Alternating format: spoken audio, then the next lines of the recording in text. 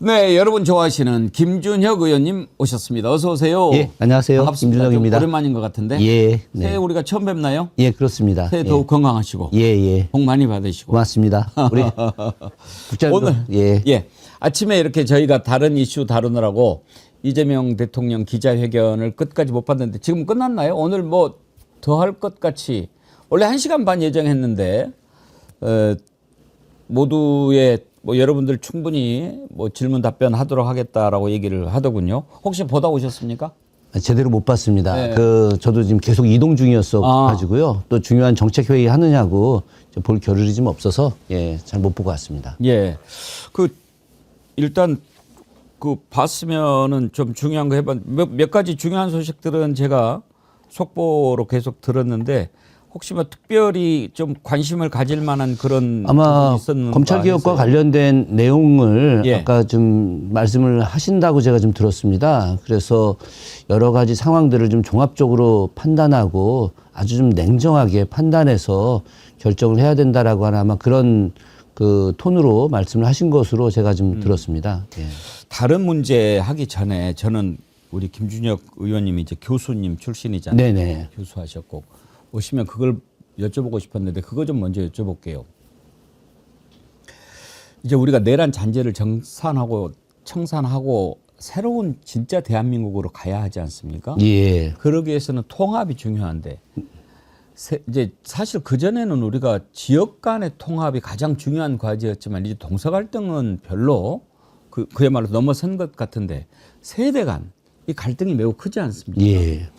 특히 이제 젊은 친구들이 그 잘못된 극우 유튜버들에 빠져들고 거기에서 무비판적으로 정보를 흡수하면서 극우화 경향을 보이는 경향이 있는데 아까 이제 오시기 전에 저희가 일부에서 서부지법에 난입했던 애들을 막 영웅시하면서 서부 항쟁으로 막 기념을 하기도 하는가 하면은 또 전북대성은 김민석 총리한테 왜 혈세로 노동신문 사다가 국민들한테 배포하느냐 말도 안 되는 그 정보를 입수해가지고 그게 사실인 양 이렇게 기억을 하고 있고 그래서 왜 이렇게 젊은 친구들이 잘못된 정보를 무비판적으로 받아들이고 이렇게 가는가 이 부분을 빨리 좀 해야 되는데 교육자 출신으로서 이 부분의 원인을 어떻게 진단하십니까? 참 어렵고 힘든 질문입니다. 한국 사회의 이제 근본적인 문제에 대한 이야기부터 좀 풀어야 될 내용인데, 1차적으로 간단하게 먼저 좀 말씀을 드리자면, 지금 중고등학교 과정, 우리 청소년기에 어떤 민주주의 교육이 좀 부재하다. 또, 기본적으로 우리가 갖고 있는 전통 의식들, 그것이 공동체거든요. 뭐 잘 아시겠지만, 우리 옛날 향약에 보면 환난상율, 어려움에 처했을 때 서로 돕는다. 이런 내용들이 늘 우리 역사 속에서 오랫동안 몸에 배워오고 그런 전통적 가치와 교훈들을 교육에서 많이 풀어냈었거든요. 그런데 입시 위주의 교육이 더 커져 나가다 보니까 그런 어떤 민주주의라든가 예의, 헌신, 공동체 이런 교육들이 사라지게 된 거예요. 이제 이게 가장 큰 것이고 특히나 최근에 이 20대, 30대가 이제 극우화되는 과정들이 참 그 출발점들이 바로 대학 입시와 관련된 내용들이 더 큽니다. 특히나 이제 우리 이대남이라고 불리는 남학생들, 이 남녀공학에서 그 남학생들이 여학생들에 비해서 성적이 좀 떨어져요. 예. 그런데 이제 어떤 오해들을 하고 있냐면 바로 노무현 정부 시기부터 시작해서 문재인 정부에 이르기까지 진보 정권이 들어섰을 때 남녀공학을 확대시키고 그 과정에서 여성들을 더 우대하다 보니까 남학생들이 성적이 떨어지고 우리는 이 세상에서 우리의 삶은 포기다. 뭐 이런 식의 잘못된 생각들이 퍼져나가게 되는 거죠. 잘못된 정보와 잘못된 생각들이 퍼져나가다 보니까 자연스럽게 이들의 탈출구가 극우화 형태로 가게 되는 겁니다. 근데 이런 부분들이 결국은 이제 입시라고 하는 대한민국이 갖고 있는 매우 특별한 상황들로부터 시작이 되는 것들이거든요. 그런 측면에서 교육에 대한 근본을 다시 돌아가게 만들고 저는 최근에 헌법교육을 그 중고등학교 과정에서 해야 된다. 강하게 지금 이야기하고 있고요. 그거 중요한데요. 예, 이를 지금 예. 입법화하려고 좀 준비도 하고 있습니다. 헌법이 갖고 있는 가치를 공부하는 것들 이것이 바로 저는 민주주의 교육의 가장 기본이 된다고 생각을 하고 있고요. 최근에 이제 한국 법학교수회와 이 문제를 집중적으로 좀 논의하고 있습니다. 우리 김 의원님은 이제 교수 출신이시고 또 이제 교육위원회, 운영위원회 지금 네, 그렇습니다. 상임위원이시잖아요. 예. 오늘은 이렇게 다른 그 국내의 정치 현안보다도 제가 좀 오시면 여쭤보고 싶었던 거 네네. 위주로 네. 좀 여쭤보고 싶습니다. 젊은 친구들이 이렇게 무비판적으로 받아들이는 그 이유를 잘 설명을 해주셨는데 가르치는 자들도 잘못되어 있는 게 많잖아요. 맞습니다. 예.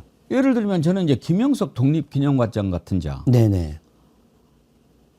아무리 윤석열한테 빌붙어 가지고 어떤 감투를 썼다고 해도 독립기념관 아닙니까? 맞습니다. 예. 독립기념관의 관장으로 가는 자가 일본을 찬양하고 우리 역사를 왜곡하고 그런 짓을 한다는 게 그건 말이 됩니까? 있을 수 없는 일이죠. 기본적으로 그 김영석 독립기념관장이 독립기념관장으로 이제 임명됐을 때 했던 발언들 굉장히 충격적이지 않습니까? 친일파로 지정된 사람들. 근데 이 사람들이 너무 억울한 면이 있다. 그래서 이들을 바로잡겠다. 이게 첫 일성이었습니다. 예. 아니 지금까지 열심히 독립운동을 했는데 자료가 부족해서 독립운동가 서훈을 못 받은 분들을 더 발굴하고 찾아서 이들을 독립운동자로 서훈시키겠다. 이게 독립기념관장이 해야 할 말인데 거꾸로 친일파로 된 사람들이 억울하게 친일파로 됐다. 그래서 이들을 친일파에서 벗어나게 해주겠다. 이런 말도 안 되는 이야기를 꺼내는 거죠. 실제로 이 사람의 가장 잘못된 생각은 뭐냐.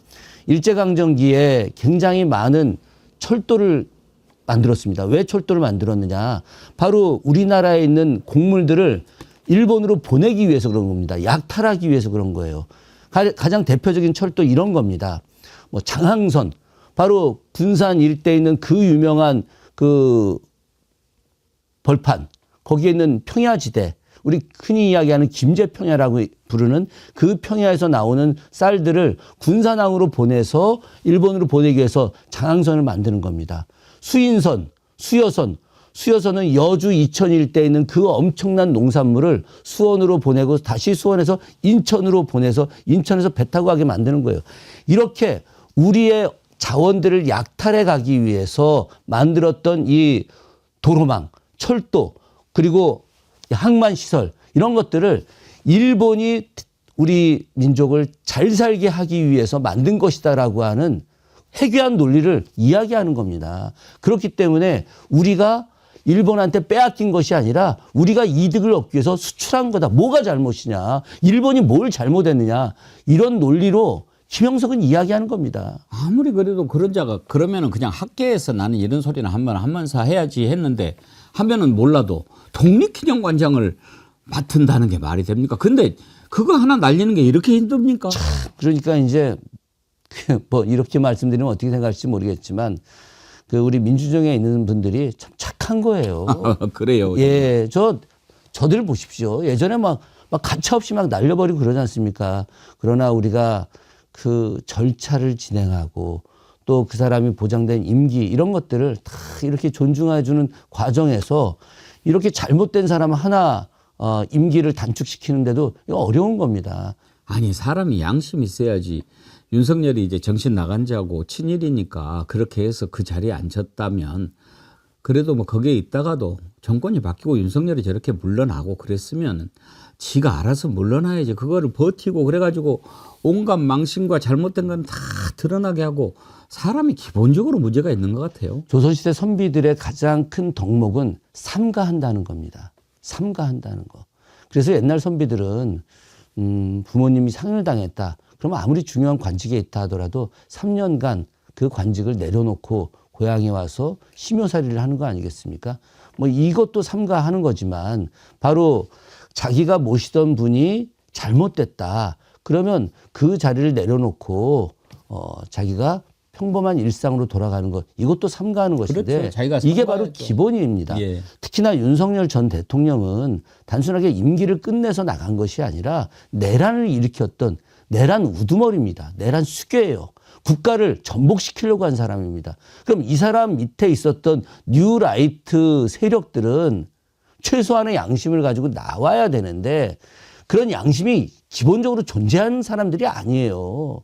그러니까 잘못된 역사 인식을 갖고 있고 그것들을 갖다가 이 사회에 적용시키려고 얼마나 많은 일들을 해왔습니까? 그런 친일적 사고를 갖고 있는 사람들한테 우리가 바랄 수 있는 게 없어요. 그렇기 때문에 이들을 법과 제도에 의해서 강력하게 응징을 해야 하는데 우리 민주정에 있는 분들이 너무 그냥 그러니까요. 순진하고 착해가지고 좀 답답합니다. 저도.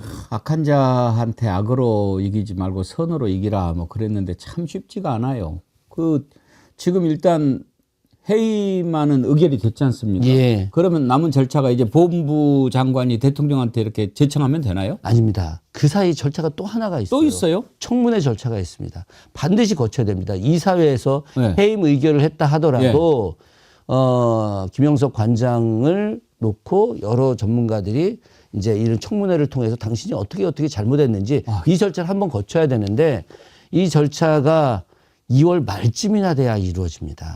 그러니까 김영석 관장이 2월 말에 청문회를 하고 지금 1월 말 이제 가고 있는데 지금 1월 20일 이 즈음인데 예. 그러면 앞으로도 한 달이 더 있어야 되는 거예요. 한 달 더 있고 그 뒤에 대통령의 재가 청원을 받으면 3월 초쯤 될 텐데 저는 정말 너무 안타까운 것이 우리 3월 1일 3.1절 정말 위대한 우리 민초들의 혁명이 있었던 이 3.1절을 그 김영석 독립기념관장이 있는 동안에 해야 된다는 이 사실 이게 정말 비극입니다. 이게 그래서 이 절차를 조금 더 빨리 진행할 수 있도록 국가보훈부에서 이를 좀 최대한 빨리 진행하게 지금 요청할 생각입니다. 부끄러운 일입니다. 그리고 또 한국학중앙연구원 원장? 예. 이 사람도 문제 있죠. 문제 있죠. 김낙연 원장 문제 있고. 김낙연이에요. 김낙연. 예. 예. 그리고 이사장이 김주성입니다. 그러니까 지금 이 독립기념관 같은 경우는 이사회에서 관장 해임 의결을 하는데 문제는 한국학중앙연구원은 이사장 자체가 뉴라이트 핵심 인물입니다. 그러니까 김낙연 같은 사람들을 갖다가 이렇게 지휘하고 통제하는 수준의 인물인 거예요. 그렇기 때문에 더더욱이 어렵지만 지금 한국학중앙연구원의 김낙연 원장이 굉장히 잘못된 행동을 많이 했습니다. 그리고 그 한국학중앙연구원의 모든 보직 교수들이 지금 다 사표를 냈습니다. 그 한국학중앙연구원이 굉장히 보수적인 그 학계 풍토를 갖고 있습니다. 그렇기 때문에 굉장히 신중한 분들인데 그럼에도 불구하고 여기에 있는 대부분의 보직 교수들이 김낙연 원장 체제하에서 도저히 대학을 운영할 수 없다. 당신이 물러나야 된다라고 해서 사표를 냈는데 뭐 철면피해요. 전혀 반응을 하고 있지 않습니다. 저는 어제 뉴스 보면서 또 분통이 터지는 게 요즘에 위안부 소녀상 철거하라는 집회를 하는 자들 있지 않습니까? 맞습니다. 온갖 모욕을 다 하고 그러는데 또 이 자들이 악랄한 게 이게 돌아가신 분들 모독하는 죄가 있지 않습니까? 예. 거기에 안 걸리려고 그건 이제 친고죄라고 그러네요. 그러니까 이미 돌아가신 분이거나 또는 노출되기를 꺼리는 그런 분들 소녀상만 찾아가 가지고 거기에서 그 지랄을 한다는 거예요. 예. 왜 이렇게 됐어요? 그것이 그 사람들한테는 돈벌이 수단이거든요. 그러니까 더 악한 짓을 할 때 거기에 희열을 느끼는 사람들이 자꾸 돈을 주는 정말 비정상적 사회죠. 지금 그런 자들이 여고 앞에 가서 시위를 합니다. 정말 그 학생들과 또 교사, 학부모들이 정말 건전한 민주의식, 역사의식을 가지고 학교 안에 소녀상을 설치한 곳들이 여러 곳이 있어요. 그런 곳을 찾아다니면서 계속해서 악랄한 집회 시위를 하고 있는 겁니다. 말도 안 되는 거죠. 그래서 저희가 그런 소녀상과 관련돼서 또 역사를 갖다 상징화하는 그런 여러 시설물과 또 동상들 이런 곳에 가서 잘못된 행위를 하는 사람들을 처벌하는 법안을 올렸습니다. 그래서 이제 이 법안이 통과가 되게 되면 더 이상 그런 일을 할 수 없게 저희가 만들 생각입니다. 정말 이런 것들을 보면 가슴이 아픈데 하여튼 이제 빨리 내란을 청산하고 좀 갈등을 통합하는, 물론 쉽겠습니까? 미국 하는 것 봐도 그렇고. 아무튼 우리가 좀 정신을 똑바로 차려야 될 일이라고 생각합니다. 근데 이제 일본 얘기 나온 김에 네. 이재명 대통령 이제 일본 다카이치 총리와 상당히 그 셔틀 외교 활발하게 하고 있지 않습니까? 예. 사실 이시바 총리하고 좀 가까웠다가 네. 다카이치 총리 됐을 때 다카이치는 좀 극우로 알려져 있어서 예. 걱정을 많이 했거든요. 저희들도 걱정을 많이 네. 했습니다. 근데 이렇게 보면 다카이치 총리는 이재명 대통령 보면 엄청 웃잖아요. 해바라기 같죠? 그래도 저는 보면서 이제 불안해요. 저 웃음 뒤에 뭐가 감춰져 있을까. 그런 걱정하시죠? 솔직히 걱정하고 있습니다. 예. 앞으로 어떻게 전망하십니까? 다카이치 총리가 굉장히 정치적 술수를 갖고도 있을 수 있다. 왜 그러냐면 이재명 대통령님과 셔틀 외교하고 나서 바로 중의원을 해산하는 해산 예. 이야기를 했지 않습니까? 그것은 이제 어떤 현재 자민당이 갖고 있는 위치가 굉장히 좀 불안하거든요. 그렇기 때문에 중의원을 해산해서 새롭게 선거를 통해서 자민당의 어떤 위치를 공고히 하겠다라고 하는 생각들. 만약 그렇다고 한다면은 그 다카이치 총리가 자신이 갖고 있는 약간의 그 극우화적 이념을 현실적으로 보여주려고 하는 것이 아니냐 그런 생각도 갖게 되는 것이죠. 그렇게 되면 이재명 대통령님과 했던 이것을 뒤집을 수도 있지 않을까. 왜 그러냐면 다카이치 총리가 그들이 이야기하는 독도 기념의 날 거기에 그전에는 그 장관을 보낸 적이 없었습니다. 그런데 다카이치 총리가 그 자리에 기념의 날 행사에 장관을 보내기로 결정을 했어요. 이것은 굉장히 이중적 태도죠. 그렇죠. 우리나라 대통령한테는 정말 그 앞으로 한일 관계 제대로 하자. 특히나 장생탄광 유해 문제를 공동 발굴하고 그리고 DNA 검색도 같이 하자라고 하는 그런 이제 제안. 결국은 이제 과거사 문제를 갖다가 해결하고 가자라고 하는 이제 명분을 이제 보여준 거 아니겠습니까? 그런 측면에서 굉장히 우리가 나아지고 있구나 이런 생각을 갖게 되면서도 불구하고 독도 기념의 날 장관을 보내서 기념 축사를 하게 한 부분들에 대해서는 이것은 굉장히 이중적 태도인 거죠. 그런 측면에서 다카이치가 무조건 우리 편을 들어주는 그런 일본 총리는 아니다. 그래서 우리가 굉장히 긴장하면서 일본과의 관계를 늘 신중하게 좀 봐야 된다. 저는 그렇게 판단하고 있습니다. 그래서 저는 뭐 워낙 이재명 대통령이 잘 하니까 큰 걱정은 안 합니다만 이제 다카이치 입장에서는 국내용이 있고 또 대외용이 있지 않겠습니까? 예. 그런 것을 우리가 간파하고 대응하면 뭐 한일 관계가 당장에 좋아진다는 것도 이상하니까 차차차차 이렇게 정도를 찾아가는 그런 과정이라고 보면 되지 않을까? 저는 최근에 이재명 대통령의 여러 그 외교 문제라든가 아니면 그 국내 문제에 대한 대응 방식을 보면은 바둑으로 치자면은 최소 10수 정도를 내다보고 이 바둑을 두는 것 같은 그런 느낌이 듭니다. 지금 여기서 이 점을 두는 것이 도대체 왜 이렇게 두실까라고 했는데 조금 지나서 보면 저것 때문에 이렇게 하시는구나라는 걸 좀 느끼게 되거든요. 그래서 저보다 역시 확실히 뛰어난 정치 고수다 이런 생각을 좀 많이 하고 있는데 저는 한일 간의 문제나 아니면 국내 여러 문제들도 그런 측면에서 깊이 있게 이렇게 하실 거기 때문에 진짜 저는 역사에 남는 최고의 정치인이라고 판단하기 때문에 너무 크게 걱정은 안 하셔도 될 것 같습니다. 사실 이제 김준혁 의원님은 이재명 대통령이 워낙 좋아하시고 또 김준혁 의원님도 이재명 대통령 좋아하는 거 우리가 다 아는데 예. 개인적으로 예. 이재명 대통령의 어떤 점을 제일 그 강점으로 꼽으시겠어요? 저는 강인함입니다. 강인함. 예. 우리가 그런 이야기 많이 합니다. 경기도지사 시절에 그렇게 검찰이 수도 없이 압수수색을 하고 정말 온 언론이 가짜 뉴스를 만들어서 이재명을 악마화하지 않았습니까? 보통 사람 같았으면 쓰러졌어요. 정말 쓰러졌습니다. 그런데 안 쓰러지잖아요. 오뚜기처럼 다시 일어나고 또 다시 일어나고 여기에 더해서 지금 그 테러 당했었을 때 예. 그 테러 당한 이후에 본인이 이 분노의 어떤 표현을 냈어야 되는데 그렇게 하지 않고 더 높은 단계로 올라가서 다시 나는 이미 죽었다 살아난 사람이기 때문에 남은 생을 더 대한민국과 국민들을 위해서 쓰겠다. 어떤 사적인 욕심, 욕망 이런 것들이 아니라 승화된 개념 속에서 자신이 나라를 위해서 헌신하겠다. 이것은 정말 특별한 강인함이거든요. 저는 그런 측면에서 야, 이분이 이렇게 강인하기 때문에 전 충분히 이 어려움을 극복할 수 있다라는 생각을 늘 합니다. 이재명 대통령 테러 당했을 때 정말 놀라셨죠? 놀란 정도가 아니었죠. 저는 정말 그날 이분이 돌아가시면 안 되는데 그런데 살아나셨잖아요. 그래서 하늘이 아직도 이 나라를 버리지 않았구나.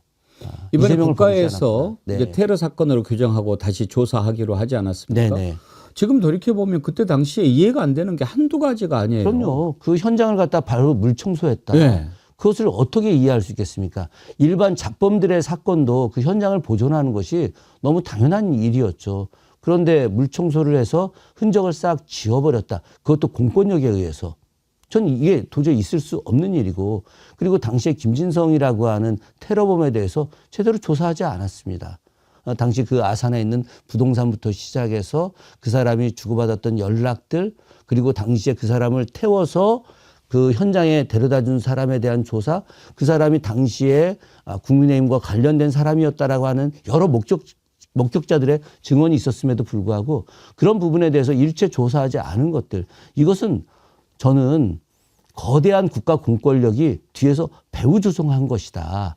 그렇지 않고서는 이 일이 이렇게 진행될 수 없다. 그래서 마땅히 이것과 관련해서 아주 센 재조사를 해야 된다. 그런데 이 재조사를 하겠다는 걸 가지고 국민의힘이 이것이 무슨 뭐 정략적이다 어쩌다 막 이렇게 이야기하는데 말도 안 되는 거죠. 장동혁 대표가 테러 당했다 하더라도 우리는 마땅하게 제대로 된 조사할 겁니다. 이것을 갖다 정치적 비방으로 만들지 않기를 진심으로 바랍니다. 최은순이 내연남 김충식이라고 있지 않습니까? 예, 그렇습니다. 그 김충식 수첩에 보면 아산 배방면 부동산 이렇게 써져 있어요. 맞습니다. 예. 그런데 그런 것이 하나도 밝혀지지 않고 넘어가 버렸는데 제가 김충식 인터뷰하면서 물어봤어요. 이 사람 누구냐? 그랬더니 완전히 먼 살 쳐다보면서 왜 썼는지 모르겠다고 그렇게 둘러대요. 아니 자기 수첩에 아산 배방면 부동산 이걸 도대체 왜 쓰겠습니까? 그러니까요. 그 노상훈이 한 얘기가 똑같죠. 예. 차범근 왜 이름이 있냐 그랬더니 손흥민 축구 보다가 차범근 생각나서 썼다고 그러는데 그걸 누가 믿겠습니까? 말도 안 되죠. 실제로 체육계에서 차범근 우리 감독님에 대한 그 국민의힘 보수 진영에 대한 비판이 굉장히 많았습니다. 이분이 굉장히 민주적이고 특히나 이재명 대통령님에 대한 각별한 애정을 갖고 있었던 것 같더라고요. 그러다 보니까 차범근이라고 하는 이 상징적 인물을 제거하는 것이 저들의 입장에서는 매우 유용한 것이었죠. 어쨌든 뭐 이 얘기까지 더 길게 나갈 수는 없지만 그러나 김충식 등 여러 세력들이 저는 이재명 대통령님의 테러에 관여돼 있다라고 하는 생각을 하고 있습니다. 차범근 감독이 무슨 죄입니까? 정말 그 젊은 나이에 독일에 가서 그 고생하면서 우리나라 최고의 축구 선수로 남아있는 우리의 자랑이고 자부심인데 다시 돌아와서요. 이번에 이제 일본 가서 조세이 탄광 합의한 거. 네. 이거는 정말 큰 의미가 있는데 많은 국민들이 사실 잘 몰라요. 조세이 탄광. 예. 그 의미를 오늘 오신 김에 좀 설명을 해 주시면 좋겠습니다. 조세이 탄광은 일본에서 가장 양질의 탄광으로 손꼽히는 데입니다. 예. 조세이 탄광에서 나오는 석탄이 태평양 전쟁 시기에 일본의 군인대에 엄청난 도움을 줬죠. 근데 그 탄광이 바닷속에 있어요. 바닷속에 있는 겁니다. 해저에 있는 거죠. 아. 바닷속에 있기 때문에 붕괴 위험이 많고 예. 또 이 직사각으로 내려가기 때문에 내려갔다 올라왔다 굉장히 힘듭니다. 군함도도 해저 탄광입니다. 예. 그래서 탄광을 내려갈 때 온몸을 묶습니다. 너무 급경사여가지고 이 조세이 탄광도 온몸을 묶고 내려가야 될 정도로 힘든 겁니다. 그렇기 때문에 일본인들이 이 탄광에 가서 일을 안 하려고 해요.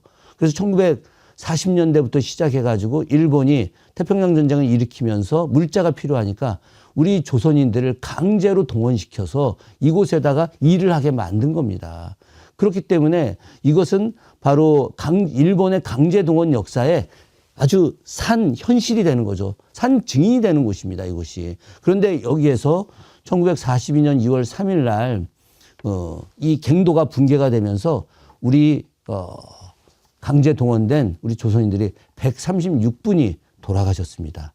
저는 이분들의 유해를 발굴해야 되는데, 당시 일본 그 당시 조세이 탄광 이제, 사장이 이 갱도를 그냥 무조건 막아버리게 했어요. 예. 그래서 이분들이 수영쳐서 살아서 나오려고 해도 갱도를 막아서 다 수몰돼서 돌아가신 거죠. 일본인들도 한 40여 분 정도가 있었습니다. 그래서 저희가 이제 한일 양국 간의 이제 시민단체에서, 조세이 탄광과 관련된 수몰 사고, 이 진상규명도 첫 번째 밝혀야 되는 거고, 진상을 밝혀야 되고, 두 번째로 유해를 발굴해야 되고, 또 유해 발굴을 해서 DNA 분석을 통해서 이분들이 도대체 어떤 분이었는지를 확인해서 가족들 품으로 돌려주고, 그리고 마지막으로 배상도 해야 된다. 이렇게 해서 계속 일관되게 이야기를 했었고요. 제가 작년 1월 달에 예. 장생탄광 진상규명과 유해 발굴 또 한일 양국 간에 공동으로 이것을 협조해야 된다라고 하는 국회 결의안을 올렸습니다.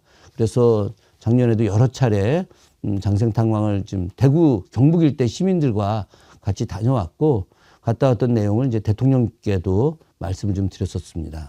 그거를 이제 지금이라도 이렇게 좀 지금도 바닷속에 지금 수장돼 있는 거 아닙니까? 그렇죠. 바닷속에 183분이 수장돼 있고, 예. 예, 작년 8월 25일에 우리 한국 잠수부들이 들어가서 예. 4분의 유구를 발굴했습니다. 근데 이제 이렇게 두개골 한 구하고 뼈 이제 3구를 발굴했는데, 이분들 아직 DNA 분석을 좀 못하고 있어요. 근데 이번에 한일 양국 정상이 DNA 분석을 이제 함께 하기로 했고, DNA 분석은 그 유골 DNA 분석도 중요하지만 관련된 가족들 DNA도 다 분석을 해야 됩니다. 그래야지 이분들이 누구의 가족이었는지 어떤 분이었는지 명단은 다 있거든요. 예, 그래서 이것을 이제 하기로 한 것이, 저는 단순하게 조세이 탄광의 진상규명과 어떤 유해 발굴 이것뿐만이 아니라 이걸 기반으로 해서 한일 양국이 갖고 있었던 과거사 문제를 해결하고, 특히나 일본이 강제동원의 과정 속에서 우리한테 한 번도 사과를 한 적이 없었습니다. 단 한 번도. 이들은 강제동원의 현장 군함도를 2015년에 세계유산 등재시키고, 그리고 니카타 현에 있는 탄광을 갖다가 2024년에 세계유산으로 등재시키지 않았습니까? 그럼에도 불구하고 강제동원의 역사를 모두 다 지워버리는 일들을 했는데, 이번에는 이제 반드시 이 강제동원의 역사를 스스로가 또 사과하게 만들게 하려고 노력하고 있습니다. 정말 의미 있는 합의라고 할 수가 있지요. 1년 전에, 그러니까 2024년 12월에 리영희 선생 그 기리는 상이 있거든요. 네네네. 그걸 박정훈 대령이 수상을 했는데 제가 이제 축하하러 갔었거든요. 네네. 그때 특별상을 바로 이 조세이 탄광, 네. 그 수몰사고 진상 규명을 해왔던 모임이 있어요. 네, 대구 경북에 있고요. 예. 그 모임에 예. 특별상을 줬어요. 최봉태 변호사님, 조덕호 영남대 명예교수님, 예. 그리고 그 지역에 있는 많은 시민들이 한 200여 분 정도가 계속 활동을 하고 있고요. 이번에도 이제 2월 6일, 7일, 8일, 2월 7일 날 장생탄광에서 양국의 정부 또 정치인들이 또 시민들과 함께 참여하는 위령제가 있습니다. 민주당에서도 6분의 국회의원이 함께 가기로 하셨습니다. 부끄러운 일인데 저는 사실 그때 처음으로 조세이 탄광 알았어요. 예. 그러면서 세상에 이러이러한 어마어마한 일이 있었는데 내가 지금까지도 몰랐다니 너무나 부끄럽고 민망해가지고 예. 참 죄송한 마음이 들어요. 아닙니다. 뭐 사실 조세이 탄광을 아는 분들이 국내에 거의 없었습니다. 저처럼 이제 역사를 공부한 사람들이나 알고 있지, 대부분의 국민들이 이 내용까지는 잘 몰랐죠. 실제로 그 이전에 군함도도 예. 잘 몰랐었죠. 몰랐죠. 그러다가 이제 일본이 세계문화유산으로 등재한다고 하니까 그때 가서 알게 됐는데, 저 북해도 일대에도 탄광이 아주 많습니다. 그리고 지금 말레이시아, 인도네시아 이 일대에도 일본이 점령한 과정에서 우리나라 사람들의 강제 동원된 곳들이 굉장히 많이 있거든요. 이런 부분들도 다 우리가 조사하고 찾아내서 이것에 대해서 일본에 사과를 요구해야 합니다. 한두 가지만 더 여쭤보겠습니다. 사실 아까 이은주 반장님이 김준혁 의원님 너무너무 반가운데 오늘 왜 얼굴이 부으신 것 같아요. 참 날카롭게 보셨네. 저도 궁금해서 여쭤봤는데 어제 뭘 드셨는데 알러지가 나가지고 예. 약간 식중독이 왔습니다. 그러니까요. 예, 식중독이 와서 얼굴이 좀 퉁퉁 부었어요. 저 이런 얼굴 좀 처음이고 얼굴이 네. 막 온몸이 지금 다 알러지가 막 몸 안에. 오늘 못 오실 건데 예. 또 우리 또 정치 1번지 약속이라서 와주셨는데 제가 그러면 오늘 특별히 귀한 선물을 드릴게요. 그 앞에 있잖아요. 그 홍삼 제품인데 이거 하나 드릴게요. 근데 정말 좋아. 아, 그래요? 예, 예. 이거는 저 지금 드셔도 돼. 이 예. 알러지에 아주 좋아요. 예, 예. 거기 혹시 앞에 그 종이 있잖아요. 컵에. 예, 예. 거기 은수저가 하나 들어있을 건데 아, 그 옆에 예. 봐봐요. 케이스. 거기로 아, 한 예. 숟갈 예. 떠서 드셔. 예, 조금 있다가 예. 아니, 그러면은 방송이니까 조금 있다 예, 예, 그래요. 먹겠습니다. 예, 방송 마치고. 그 정말 예. 드셔보시고 예, 예. 매일 아침에 네. 그 꿀에다가 예. 타가지고 한 잔씩 드시면 아, 진짜 효과 100% 제가 보장합니다. 한 뭐 면역력이 너무 떨어져 가지고 맞아요. 보름 동안 술을 한 방울도 안 먹고 그랬다가 지금 계속 있는데 어제 뭐 그 어쩔 수 없는 자리가 있었어. 해산물을 좀 먹었는데 예. 그 해산물 먹고 이제 확 알러지가 이렇게 막 심하게 와가지고 지금 뭐 평생 처음 겪은 일이었어요. 면역력 떨어졌어요. 예. 그거 드세요. 홍삼으로 제가 그러면 이거는 그리고 정말 내가 자랑하고 보증하고 제가 직접 체험한 건데 일반 홍삼 제품보다 훨씬 더 함량이 높거든요. 알겠습니다. 매일 드세요. 제가 이거 먹고 2주 뒤에 한번 출연시켜 주십시오. 오케이. 그러면 제가 와서 제가 그 건강한 효능을 모습으로 효능을 한번 검증합시다. 예, 예. 아, 또 내가 더 힘이 날라고 그러네. 제가 우리 김준혁 의원님 얼마나 좋아하는 거 알죠? 아유, 그럼요. 제가 어제 저녁에 나 빼고 혼자서 먹어서 알러지가 난 거예요. 예, 같이 앞으로 연락 주세요. 알겠습니다. 그 먹는 이야기하다가 이야기하니까 저 그런데 장동혁 대표 왜 단식하는 거예요? 나 그 이유를 잘 모르겠어요. 아이, 대한민국 국민이 다 알고 있죠. 예. 한동훈 전 대표 제명권 때문에 여러 공격들이 들어오니까 그걸 핑계대고 하는 게 제일 우선이고. 근데 그것만일까 난 했는데 신천지가 또 있죠. 신천지 있죠. 그럼요. 왜냐하면 예. 우리 김준혁 의원님은 이제 대선 때 종교도 이렇게 보고 네네, 그러셨잖아요. 그렇습니다. 예. 이만희 녹취랑 나오는 거 보면은 이거 신천지하고 국힘당이 장난이 아닌 것 같은데요. 이번에 어제 발표에서 예. 국민의힘이 처음으로 당원 100만을 넘겼다 이런 발표를 했는데 이게 스스로 무덤을 파는 발표입니다. 저는 그렇게 생각합니다. 왜 그러냐. 신천지 같은 데서 5만 명을 동시 가입시키고 통일교에서 2만 명을 동시 가입시키고 그래서 최근에 종교 집단에서 10만 명 정도가 가입했다는 거 아닙니까? 이것이 정교 분리가 헌법에 명확하게 되어 있는데 종교 일치를 해서 특히나 이 극우 세력들이 이런 사이비 종교 집단과 연대해서 자신들의 이익을 얻으려고 한다. 이것이 이번에 지금 밝혀지는 상황 아니겠습니까? 그래서 민주당에서 이야기하는 통일교 특검, 신천지 특검, 이 특검을 지금 받으면 국민의힘이 해산정당이 될 수밖에 없습니다. 해산정당. 그렇기 때문에 이걸 막기 위한 꼼수로 단식을 하고 있는데 저는 말입니다. 이 단식이 정말 코미디 같다고 생각합니다. 제가 단식하는 분한테 참 험한 이야기 하긴 그렇습니다만은 저도 지난 그 윤석열 파면 정국에서 광화문에서 9일을 단식을 했습니다. 저희는 천막 하나 치고 있는데 밤에 석유가 떨어져 가지고 그 전기 모다가 못 돌아가서 저희 단식하는 5명이 다 막 감기가 심하게 걸려가지고 그때 진짜 있었죠. 힘드셨잖아요. 그런데 로텐더홀에서 따뜻하게 그런 단식이 무슨 진정성이 있다고 국민들이 그 단식을 제대로 받아들이겠습니까? 꽃 온 거 봤어요? 예? 꽃. 예, 봤죠. 그 꽃 사진 한번 보여줘 볼래요? 아니 세상에 저거는 꽃밭에 누워 이거 보세요. 지금 저걸 저렇게 보냈어요. 그러니까 저게 저희들처럼 단식을 진짜 제대로 목숨 걸고 한 사람들 제가 보다 지난 이야기지만 그때 단식하다가 이 단식 갖고 안 되겠다. 그래서 우리 의원들한테 제가 이건 처음 하는 이야기인데 단지를 하겠다. 예. 그렇게 해야지 헌법재판소가 빨리 그 기일을 잡을 것이다. 그랬는데 이제 그때 의원님들하고 뭐 많은 제 주변에 있는 사람들이 그것만큼은 하지 말자. 그래서 제가 하지 않았었는데 저희는 정말 그때 단식할 때 결기를 가지고 이것이 아니면 정말 나라가 운명이 어찌 될지 모른다. 정말 목숨을 건 단식들을 했는데 지금 저 꽃밭에서 저게 단식이고 주머니에 손 넣고 얼마나 저게 무례한 겁니까?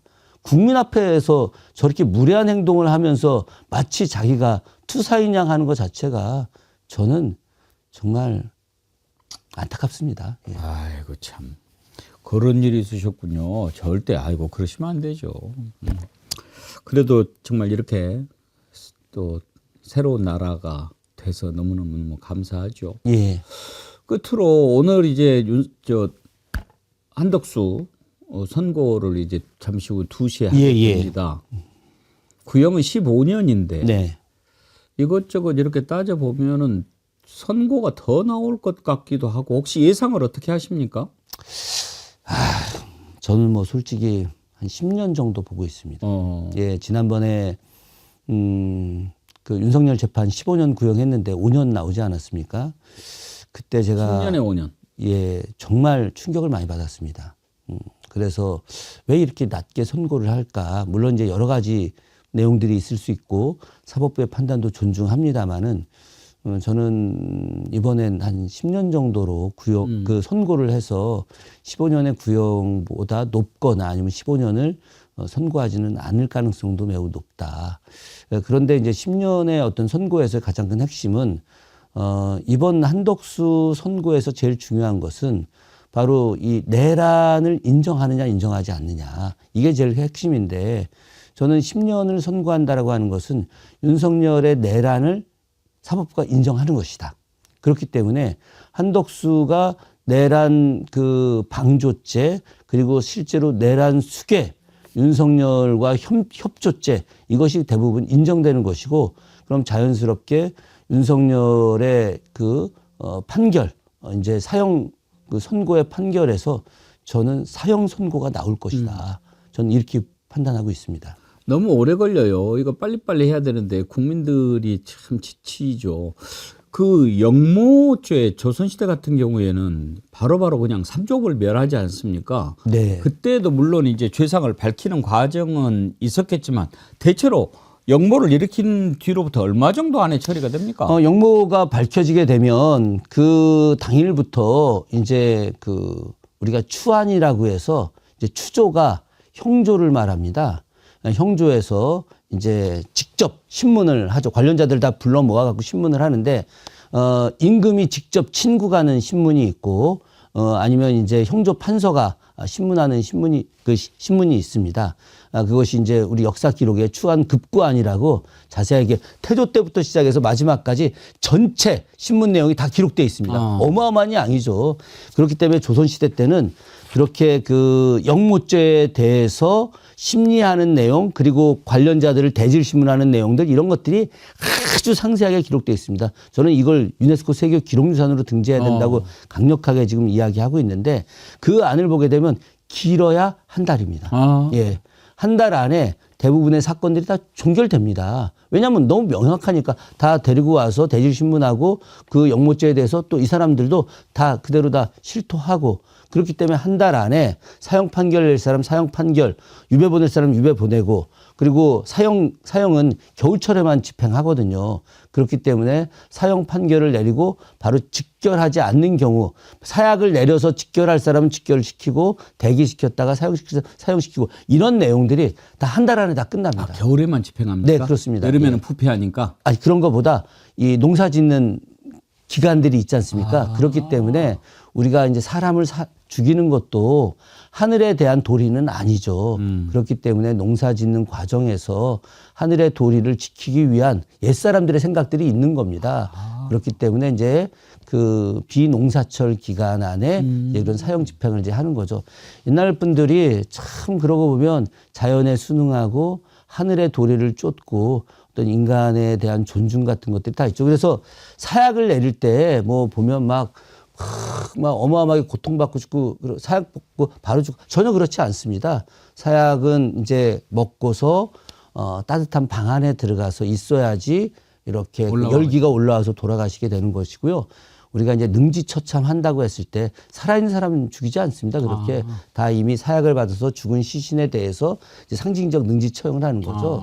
예, 그 조선시대의 어떤 이런 형법이라든가 이런 걸 보게 되면 사람에 대한 존중 의식이 굉장히 강한데 또 때로는 좀 무섭기도 합니다. 무섭기는 하지만 우리가 상상했던 막 그런 잔혹한 이런 건 아니었군요. 그렇죠. 그거는 이제 뭐 옛날에 사육신 예. 사형 집행할 때 그때 뭐 살갗을 예. 벗겨갖고 인두로 지지고 이런 거는 매우 특별한 사건이죠. 왜냐하면 이건 임금을 직접 죽이려고 했던 이제 역모죄에 해당됐던 내용이고 나머지는 그렇게 그렇군요. 잔인한 경우들이 많지 않습니다. 궁금해서 그러는데 조선시대에 걸쳐서 그러면 역모가 전부 몇 차례나 있었고 몇 차례나 처형이 됐고 그런 것도 혹시 있습니까? 통계는 있는데 제가 그것까지는 정확히 기억하지 못합니다. 다음에 오실 때 한번 좀 알려주세요. 그건 뭐 어렵지 않을 것 같습니다. 왜냐하면 그 시기마다 있었던 역모 사건이 큰 사건들이 좀 자주 있었죠. 역모 사건이 실제로 모든 왕대 다 있었죠. 그러니까요. 예, 모든 왕대. 하다못해 정조 때도 그 성군도 죽이러 자객들이 궁궐로 들어오지 않았겠습니까? 그 겨우 임금이 소리 지르고 막 도망가는 사례들도 있었으니까. 왕권이 허약하면 더 달라들었을 거고. 아, 그럼요. 예. 예.